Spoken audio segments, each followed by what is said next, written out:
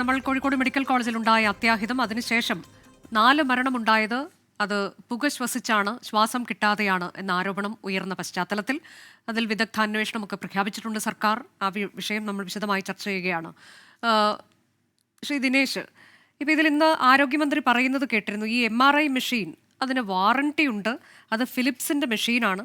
Warranty എന്ന് പറയുന്നത് 2026 October വരെ വാറണ്ടി ഉണ്ട്. കൂടാതെ UPS-ഉം അനുബന്ധ ബാറ്ററി അതൊക്കെ 6 മാസം കൂടുമ്പോൾ പരിശോധന നടത്തുന്നു. ഇതൊക്കെയാണ് ഏജൻസി പറഞ്ഞിട്ടുള്ളത്.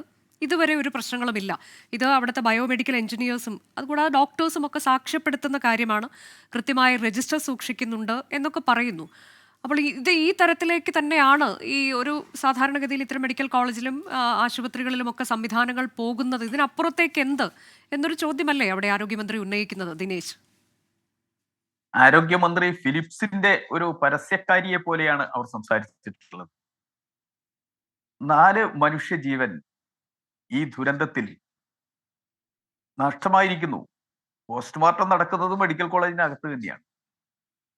അവിടെ നിന്ന് തന്നെയാണ് പോസ്റ്റ്മോർട്ടം റിപ്പോർട്ടും പുറത്തു വരാൻ പോകുന്നത്. അത് മറ്റൊരു വശം. ഈ 4 ആളുകൾ മരണപ്പെട്ട ഈ സംഭവത്തെ ഇത്രമാത്രം ലഘൂകരിച്ച് കാണാൻ എങ്ങനെയാണ് ഈ മന്ത്രിക്ക് കഴിയുന്നത്? വാറണ്ടി ഉണ്ട് 2026 വരെ, 6 മാസം കൂടുമ്പോൾ പരിശോധിക്കുന്നുണ്ട്. ഇവിടെ ദൈനംദിന പരിശോധനയുണ്ടോ? PWD ഇലക്ട്രിക്കൽ വിങ്ങിന്റെ ഏത് ജീവനക്കാർ അവിടെയുണ്ട്? ഫയർ ആൻഡ് സേഫ്റ്റിയുടെ ഏത് ജീവനക്കാർ അവിടെയുണ്ട്? മന്ത്രി മറുപടി പറയണം. 6 മാസം കൂടുമ്പോൾ അത് പരിശോധിച്ച് സൈൻ ചെയ്ത് കൊടുക്കുന്നുണ്ട് എന്നൊക്കെ പറഞ്ഞിട്ട് ഇങ്ങനെ തടിതപ്പി പോകാനൊന്നും കഴിയില്ല. ഫിലിപ്സിന്റെ മെഷീൻ വളരെ നല്ലതാണ് എന്നൊക്കെ, ഇതൊന്നുമല്ല ജനങ്ങൾ പ്രതീക്ഷിക്കുന്നത്.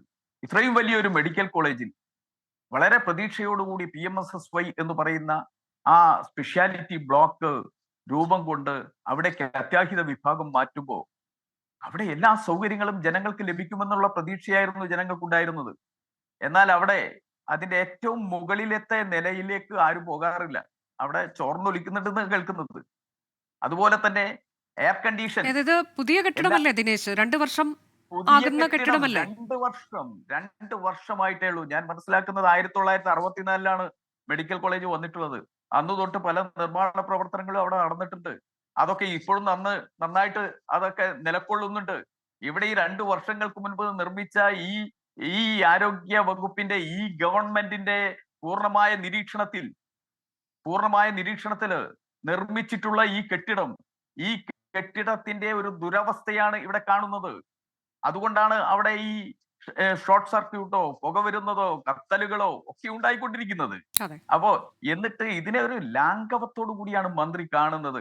വരട്ടെ, റിപ്പോർട്ട് വരട്ടെ, അന്വേഷണം നടക്കുന്നുണ്ട്. ഇത് ഇവരന്വേഷിച്ചാൽ നടക്കില്ലെന്നേ. ഇതിന് കീഴിലുള്ളവർ അന്വേഷിച്ചാൽ എങ്ങനെയാ?